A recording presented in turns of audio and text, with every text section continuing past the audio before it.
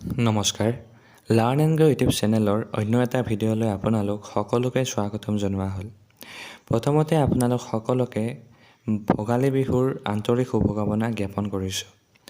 আজিৰ এই ভিডিঅ'টোৰ জৰিয়তে অসমত প্ৰকাশ পোৱা 4500 যি LP আৰু UPৰ যি নতুন এডভাৰটাইজমেণ্ট, সেই এডভাৰটাইজমেণ্টৰ ৰিলেটেড কিছুমান কথা আলোচনা কৰিবলৈ লৈছোঁ। সেয়েহে আপোনালোক সকলোকে ভিডিঅ'টো শেষলৈ চাবলৈ অনুৰোধ জনোৱা হ'ল।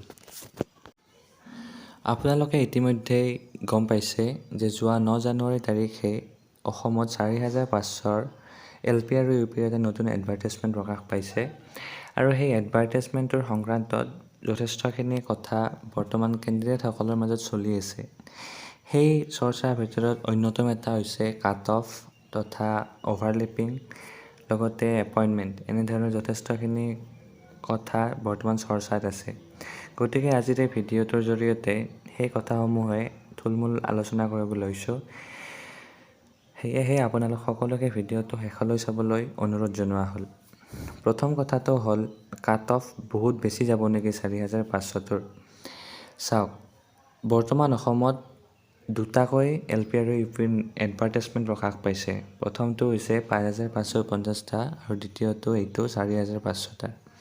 গতিকে যিহেতু এতিয়ালৈকে 5500টা পদৰে যি এডভাৰটাইজমেণ্ট হৈ গ'ল, সেই এডভাৰটাইজমেণ্টৰে কোনো ধৰণৰ মেৰিট লিষ্ট বা ভেৰিফিকেশ্যন লিষ্ট সম্পূৰ্ণ প্ৰকাশ পোৱা নাই। গতিকে এই ক্ষেত্ৰত কোনটো এডভাৰটাইজমেণ্টৰ কাট অফ বেছি যাব সেইটো কোৱাটো অলপ কঠিন। কিন্তু আমি যদি ভাবোঁ যে 5550টা পদৰ যি কাট অফ সেই যথেষ্টখিনি কম হোৱাৰ সম্ভাৱনা আছে।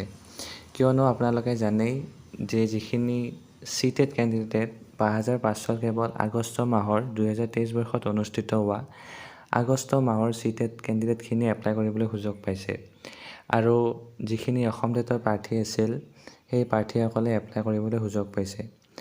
অসম টেটৰ যিসকল কেণ্ডিডেটেই পূৰ্বতে ভাল মাৰ্ক আছিলে তেওঁলোকে পূৰ্বৰ দুটা এডভাৰটাইজমেণ্টতে চাকৰি লাভ কৰিবলৈ সক্ষম হৈছিল আৰু যিসকলে পূৰ্বৰ এডভাৰটাইজমেণ্টবিলাকত মাৰ্কে কাভাৰ কৰা নাছিল তেওঁলোকে সেই 5550টা পদত এপ্লাই কৰিবলৈ সুযোগ পাইছে। গতিকে সেই ক্ষেত্ৰত চাবলৈ গ'লে 5550টা পদৰ কাট অফ তুলনামূলকভাৱে কম হ'ব 4500ৰ তুলনাত। আৰু যদি 4500ৰ এডভাৰটাইজমেণ্টৰ কথা ক'বলৈ যাওঁ, 5550টা পদৰ তুলনাত 4500 পদৰ কাট অফ অলপ বেছি হোৱাৰ সম্ভাৱনা আছে। কাৰণ 4500 পদৰ যি নতুন এডভাৰটাইজমেণ্ট প্ৰকাশ পাইছে, সেই এডভাৰটাইজমেণ্টটোত যোৱা 3টা চিটেটৰ কেণ্ডিডেটে এপ্লাই কৰিবলৈ সুযোগ পাব। সেয়েহে 5550টা পদৰ তুলনাত 4500ৰ কাট অফ বেছি যোৱাৰ সম্ভাৱনা আছে। যিহেতু 4500ৰ এই নতুন এডভাৰটাইজমেণ্টটোত চিটেটৰ কেণ্ডিডেটসকলৰ ওপৰত নিৰ্ভৰ কৰিয়ে কাট অফটো নিৰ্ধাৰণ হ'ব।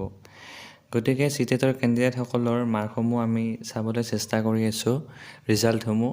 গতিকে যেতিয়াই সম্পূৰ্ণ হ'ব আমি ভিডিঅ' আকাৰে আপোনালোকক জনাবলৈ চেষ্টা কৰিম আৰু এপ্লাই ডেট আৰম্ভ হোৱাৰ পিছতে আমি কাট অফ সম্পৰ্কে ভিডিঅ' আনিবলৈ চেষ্টা কৰিম। গতিকে আপোনালোক সকলোৱে লাৰ্ণ এণ্ড গ্ৰ' চেনেলৰ সৈতে কানেক্ট হৈ থাকিব। দ্বিতীয়টো চৰ্চাত থকা বিষয় হৈছে অভাৰলেপিং। যিহেতু এইবাৰ দুটা এডভাৰটাইজমেণ্ট একেলগে প্ৰকাশ পাইছে, গতিকে বহুতেই কৈ আছে অভাৰলেপিং যথেষ্টখিনি হ'ব। হয়, এইটো কোৱাটো স্বাভাৱিক, কিন্তু এইবাৰ যিহেতু দুটা এডভাৰটাইজমেণ্ট প্ৰকাশ কৰিছে গভৰ্ণমেণ্টে, গতিকে সকলোখিনি সিদ্ধান্ত লৈয়ে হয়তো প্ৰকাশ কৰিছে। অভাৰলেপিঙৰ সমস্যা হ'ব বুলি তেওঁলোকেও জানে, গতিকে এই ক্ষেত্ৰত তেওঁলোকে নিশ্চয় কিবা ইনিচিয়েটিভ ল'ব। গতিকে কেণ্ডিডেটসকলে ইমান অভাৰলেপিঙৰ বিষয়টোক লৈ ভাবিব নালাগে। সকলো সিদ্ধান্ত লৈয়ে গভৰ্ণমেণ্টে দুটা এডভাৰটাইজমেণ্ট একেলগে প্ৰকাশ কৰিছে। তৃতীয়টো বিষয় হৈছে এপইণ্টমেণ্ট। গতিকে এপইণ্টমেণ্ট কেতিয়া হ'ব? 5550টা পদ আৰু 4500টা পদৰ যি দুয়োটা এডভাৰটাইজমেণ্ট দিছে, এই দুয়োটা এডভাৰটাইজমেণ্টৰে এপইণ্টমেণ্ট একেলগে 10 মে'ত হোৱাৰ সম্ভাৱনা আছে নেকি? হয়, বৰ্তমান সময়লৈকে আমি যিমানখিনি গম পাইছোঁ, দুয়োটা এডভাৰটাইজমেণ্টৰে এপইণ্টমেণ্ট একেলগে হ'ব বুলি আমি খবৰ পাইছোঁ। গতিকে এয়া কিমান দূৰ ফলপ্ৰসূ হয় সেয়া সময়ত লক্ষণীয় হ'ব। কিন্তু আমি যিমান দূৰ জানিব পাৰিছোঁ, EM ছাৰ তথা CM ছাৰৰ জৰিয়তে তেখেতসকলে কোৱা অনুসৰি দুয়োটা এডভাৰটাইজমেণ্ট আৰু এপইণ্টমেণ্ট 10 মে'ৰ দিনাখন একেলগে হ'ব। গতিকে এয়া কিমান ফলপ্ৰসূ হয় সেয়া সময়ত লক্ষণীয় হ'ব।